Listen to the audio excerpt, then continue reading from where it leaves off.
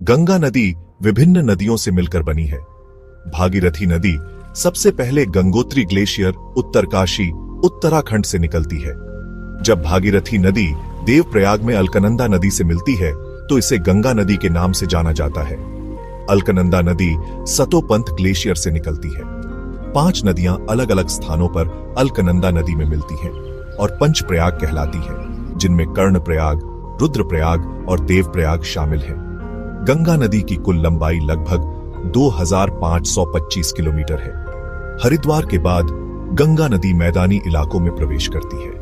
भागलपुर के बाद नदी दक्षिण की ओर बढ़ती है और फरक्का बांध से पहले 2 अलग अलग शाखाओं में विभाजित हो जाती है।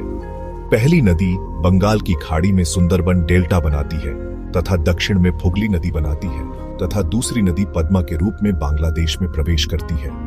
बांग्लादेश में पद्मा नदी जमुना नदी से मिलती है और आगे चलकर मेघना नदी से मिलती है, जिसके बाद यह बंगाल की खाड़ी में एक नदी का रूप ले लेती है जिसे मेघना कहा जाता है।